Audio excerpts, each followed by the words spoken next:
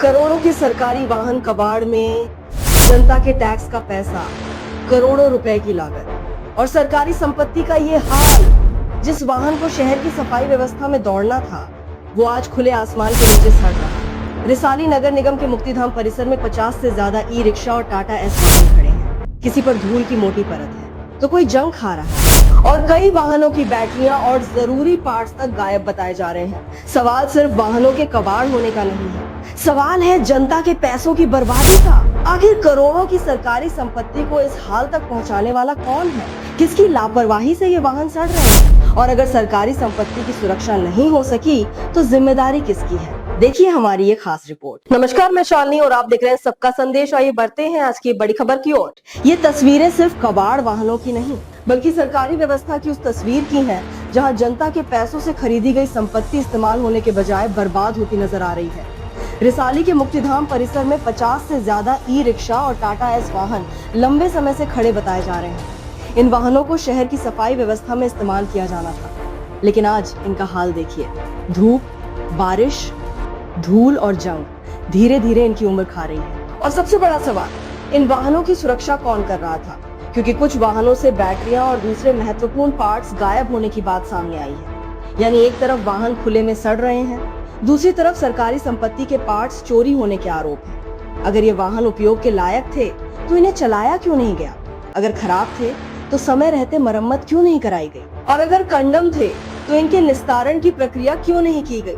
सिर्फ मुक्तिधाम परिसर ही नहीं, नगर निगम और स्वास्थ्य विभाग के कार्यालयों में सफाई के लिए खरीदी गई आधुनिक मशीनें और वाहन भी लंबे समय से बंद पड़े होने की बात सामने आई है। बताया जा रहा है कि कुछ वाहनों को चलाने के लिए ड्राइवर तक उपलब्ध नहीं है। मेंटेनेंस नहीं होने से टायर और दूसरे पुर्जे भी खराब हो रहे हैं।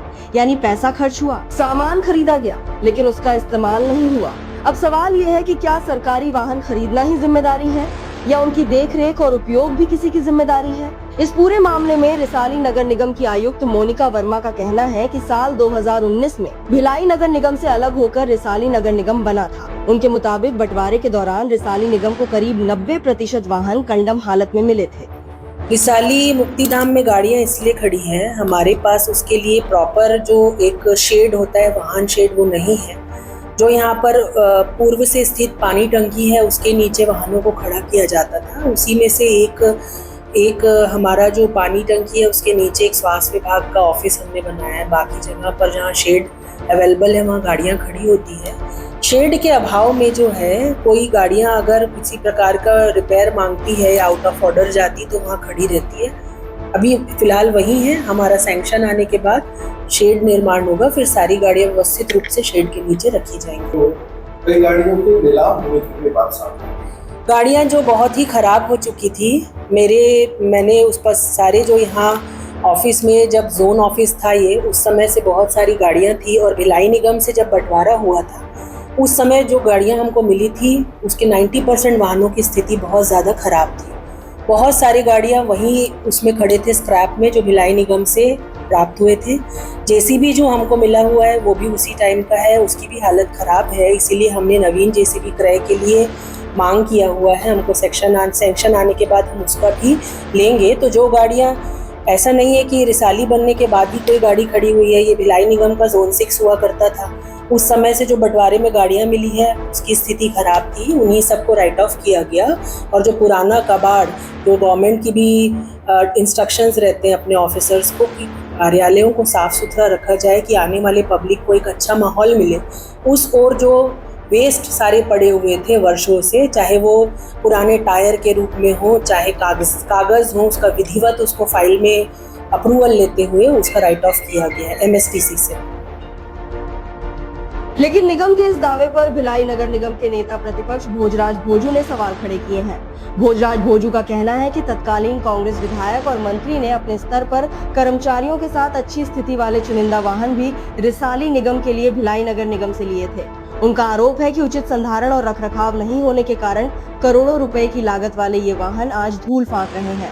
उन्होंने रिसाली निगम के अधिकारियों से सवाल किया है कि जब सरकारी संपत्ति जनता के पैसे से खरीदी गई है, तो उसकी सुरक्षा और रखरखाव की जिम्मेदारी भी तय होनी चाहिए।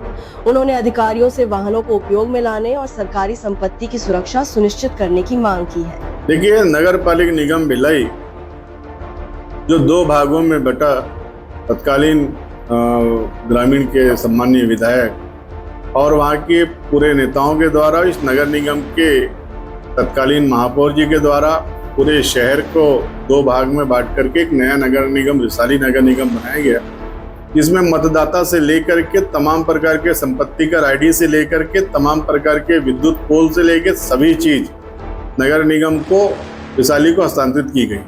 उसी तारतम्य में जितने भी वाहन, जो वाहन जिस स्थिति में चालू हालत में थी, सभी वाहनों को रिसाली को दिया गया, बराबर मात्रा में कर्मचारी दी गई और हर चीज समय पे उनको समय के अनुसार, क्योंकि मंत्री जी अपने अनुसार सब चीज लेके गए, लेकिन 4 साल तक गाड़ियों को चलाने के बाद ना उसका आप संधारण करेंगे और ना उसका मेंटेनेंस करेंगे और मेंटेनेंस में करोड़ों रुपए का लाव लपेट करेंगे, तो निश्चित गाड़ी को आप कितना भी चलाएंगे और मेंटेनेंस नहीं करेंगे, गाड़ी कंडम होगी। और निश्चित उसी का परिणाम है कि आज जिस प्रकार से जानकारी मिल रही है आप लोगों के मार्फत से कि रिसाली को गाड़ियां भिलाई नगर निगम ने कंडम स्थिति में थी। सरकार उस समय कांग्रेस की थी, मंत्री जी स्वयं पीडब्ल्यूडी मिनिस्टर थे और मंत्री जी ने अपने हिसाब से पूरे कर्मचारियों को चयनित कर करके, जो चुनिंदा कर्मचारी उनको लेके गए, उसी प्रकार से वाहन लेके गए, उसी प्रकार से पूरा परिसीमन करवाया उन्होंने। तो निश्चित कहीं ना कहीं रिसाली नगर निगम के सरकार के द्वारा और वहाँ के प्रशासनिक अधिकारियों के द्वारा पूरे तरीके से गाड़ियों को कंडम करके आज ये स्थिति आ गई कि आज उनके पास पूरी गाड़ियां जो संधारण नहीं किए और आज पूरी कंडम स्थिति हो रही, तो रोना ना रोए, अपनी गाड़ी का संधारण करे और पर्याप्त मात्रा में जितना भी, चाहे फिल्टर प्लांट का पानी, आज भी हम पूरा पानी देते हैं, एक भी रुपया रिसाली नगर निगम ने हमको आज तक पानी का पैसा नहीं दिया। लगभग 20 करोड़ रुपए के लमसम का नगर निगम भिलाई को 20 करोड़ रुपए का पानी का पैसा देना है, जो आज तक नहीं दिए। इस ओर ध्यान दे और नगर निगम आज भी, रिसाली नगर निगम को जो पूरी मात्रा में मैं स्वयं पार्षद था उस समय, मेरी जानकारी में बड़ी अच्छी मात्रा में गाड़ियां दी गई थी और संसाधन दिया गया था, कर्मचारी दिए गए थे, लेकिन नगर निगम के द्वारा उनका संधारण नहीं किया गया, जिसके कारण से वो पूरी गाड़ियां कंडम। तस्वीरें बहुत कुछ बयां कर रही हैं। एक तरफ शहर में सफाई व्यवस्था को लेकर सवाल उठते हैं, दूसरी तरफ सफाई के लिए खरीदे गए वाहन खुद सफाई और रखरखाव के इंतजार में खड़े हैं। जनता के पैसों से खरीदे गए वाहन अगर सड़क पर दौड़ने के बजाय खुले मैदान में जंग खा रहे हैं, तो आखिर इसका जिम्मेदार कौन है? पार्ट्स गायब हुए तो सुरक्षा कौन कर रहा था? वाहन खराब हुए तो मेंटेनेंस क्यों नहीं हुआ? ड्राइवर नहीं थे तो वाहन खरीदने की योजना किस आधार पर बनी? और सबसे बड़ा सवाल, क्या सरकारी संपत्ति को कबाड़ बनने देना ही सरकारी व्यवस्था का मॉडल है? अब जरूरत सिर्फ सफाई की ही नहीं, बल्कि जवाबदेही तय करने की, क्योंकि ये सरकारी वाहन नहीं, जनता के पैसों से खरीदी गई संपत्ति है। और जनता अब पूछ रही है, करोड़ों की इस बर्बादी का हिसाब कौन देगा?